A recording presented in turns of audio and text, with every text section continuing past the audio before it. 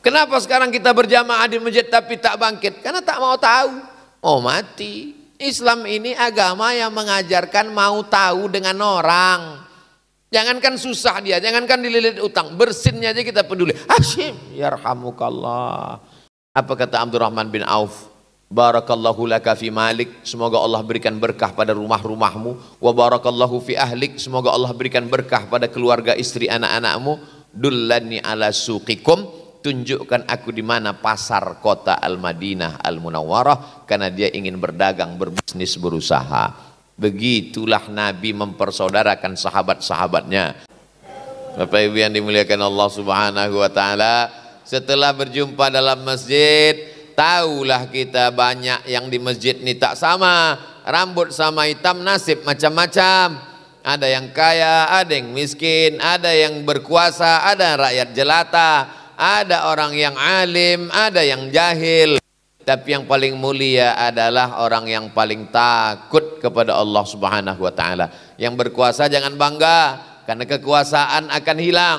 Yang kaya jangan sombong, karena harta akan sirna. Yang kekal abadi hanyalah iman dan amal soleh. Illalladzina amanu wa amilus solihat. Sekarang yang sholat ke masjid tak banyak. Yang sholat di masjid itu pun tak peduli entah siapa kawan-kawannya. Datang, sholat, salam kanan kiri balik. Tak tahu dia siapa jamaah. Makanya sahabat dulu dipersaudarakan Nabi. Dicarinya yang Arab, dicari yang tak Arab, dicari yang orang Makkah, dicari orang Madinah. Oh ini orang Makkah namanya Abdurrahman bin Auf, dipersaudarakan sama orang Madinah namanya Sa'ad bin Rabi. Sa'ad bin Rabi ini bisnismen, orang kaya, pedagang. Didekatkan sesama pedagang juga supaya ngomongnya nyambung. Abdurrahman bin Auf, ya sini. Ini Sa'ad bin Rabi, sini. Sama-sama orang kaya. Cuman Abdurrahman bin Auf ini mantan orang kaya, karena waktu dia pindah dari kota Makkah tinggal semuanya, harta benda semua tinggal sebatang kara. Dipersaudarakan Nabi. Apa kata Sa'ad bin Rabi? Abdurrahman bin Auf, rumahku banyak, kau pilih mana, ambil satu.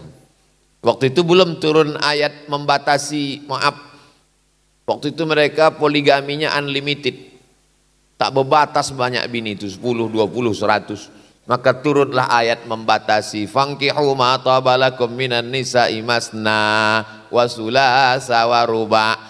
Ayat itu turun menyuruh mengurangi, bukan menyuruh menambah. Ini mesti bapak-bapak nih bu, banyak yang hafal ayat ini, tapi dia tak tahu kronologis sebab ayat ini. Ayat ini bukan nyuruh menambah, tapi menyuruh mengurangi. Biar agak tenang hati ibu nih sedikit. Lalu kemudian apa kata Sa'ad bin Rabi? Abdurrahman bin Auf, kau saudaraku, kau pilihlah mana yang kau mau, nanti ku ceraikan, habis iddahnya nikah sama kau. Apa kata Abdurrahman bin Auf? Barakallahu laka fi malik, semoga Allah berikan berkah pada rumah-rumahmu. Wa barakallahu fi ahlik, semoga Allah berikan berkah pada keluarga, istri, anak-anakmu. Dullani ala suqikum, tunjukkan aku di mana pasar kota Al-Madinah Al-Munawwarah, karena dia ingin berdagang, berbisnis, berusaha. Begitulah Nabi mempersaudarakan sahabat-sahabatnya. Ada sahabat Nabi itu bukan orang Arab, namanya Salman Al-Farisi. Farisi orang Persia, disaudarakannya sama yang Arab, namanya Abu Darda. Salman, sini. Datang Salman. Nah, Abu Darda, kalian bersaudara sekarang ya, kunjung mengunjungi, tegur sapa. Begitu makna berjamaah di masjid itu. Kenapa sekarang kita berjamaah di masjid tapi tak bangkit? Karena tak mau tahu. Oh mati. Islam ini agama yang mengajarkan mau tahu dengan orang. Jangankan susah dia, jangankan dililit utang, bersinnya aja kita peduli. Hashim, yarhamukallah. Sekarang mana? Mau bersin, mau mati, terserah kau lah, bukan urusanku. Apa kenal kita semua jamaah Al-Kafah nih? Apa ada data dalam grup WhatsApp-nya? Apa pernah kita buat grup WhatsApp jamaah Al-Kafah? Pernah kita saling bertegur sapa? Pernah kita say hello? Pernah kita mau tahu kawan sedang sakit? Tiba-tiba hilang, tiba-tiba mati, tiba-tiba tak datang. Kita tak pernah mau tahu.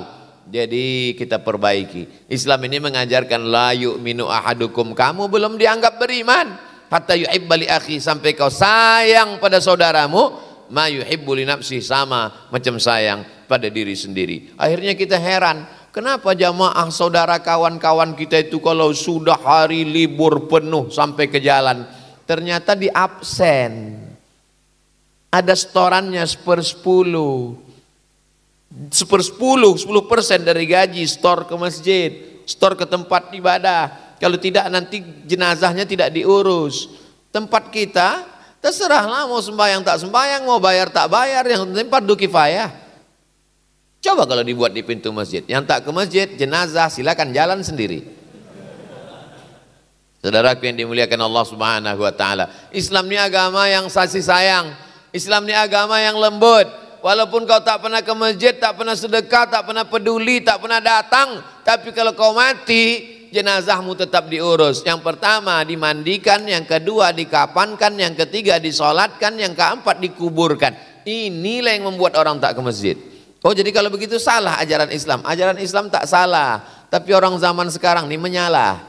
Maka kita nasihatkan sama dia bahwa engkau datang ke masjid, masjid tidak ada urusan, masjid tidak pernah perlu pada jamaah.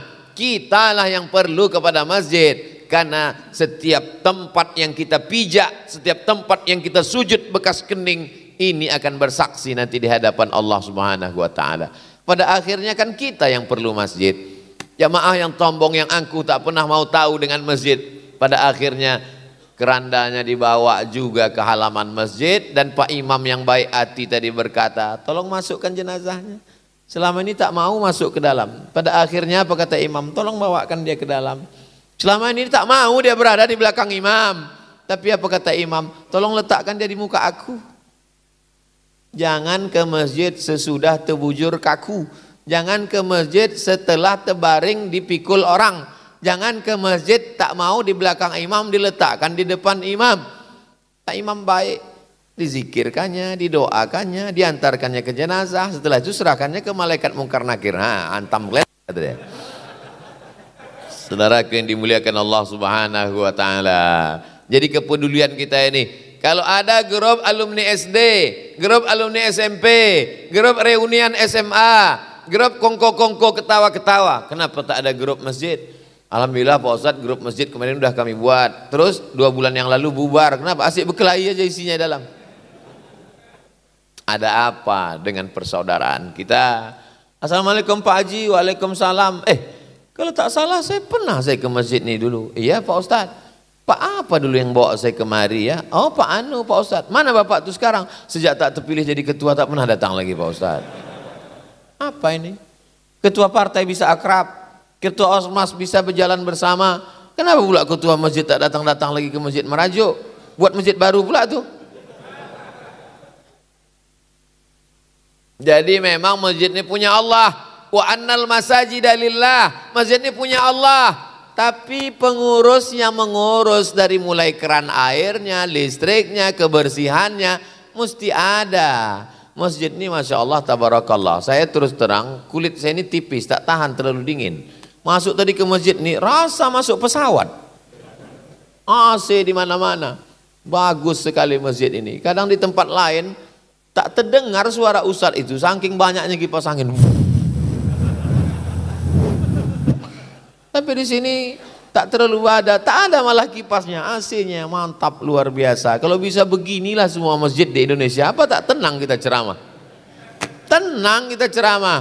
Tapi apa mau dikata, masjid ini tak sama nasibnya macam-macam. Bangga pengurus masjid hari Jumat. Dengan ini kita umumkan bahwa kas masjid kita hari ini 500 juta, 500 miliar, sambil mendongakkan telinga, hidung ke atas. Sementara masjid di sebelah mengumumkan pula, masjid kita Bapak Ibu hari ini terutang 300 juta. Kurus-kuruslah pengurus itu semuanya. Masjid yang banyak kas tadi, tangannya kalau berdoa di atas paha semua. Masjid yang banyak utang tadi, ketua sama Pak kita harus bendahara. Ya Allah. Apa ini? Padahal ini semua milik umat. Tidak ada masjid di kapling-kapling. Mestinya masjid punya masjid binaan. Masjid besar, masjid mewah, masjid megah punya masjid binaan. yang berada di bawah atap payung masjid. Karena umat ini satu. Hadhihi ummatukum ummatan wahidah. Tuhannya satu. Qul huwallahu ahad. Nabinya satu. Asyhadu anna Muhammadan Rasulullah. Kiblatnya satu. Fawalli wajhaka syatral masjidil haram. Kenapa hati kita terbagi-bagi? Kenapa kita tidak bersatu? Memahami pemahaman yang benar tentang pengurus masjid. Tapi jangan gara-gara saya bilang masjid ini punya Allah lalu masyarakat seenaknya saja tidur pula di masjid. Pas ditanya, kenapa kau tidur di masjid? Kenapa kau masjid punya Allah? Masjid ini punya Allah, tapi mesti ada aturan-aturannya. Masjid Nabawi pun ditutup malam. Masjidil Haram betul terbuka 24 jam. Masjid Nabawi tetap ditutup. Ada aturan, ada ikatan, ada pasal dibuat ADART untuk apa? Menjaga ketertiban kita bersama. Lalu kemudian program-program masjid.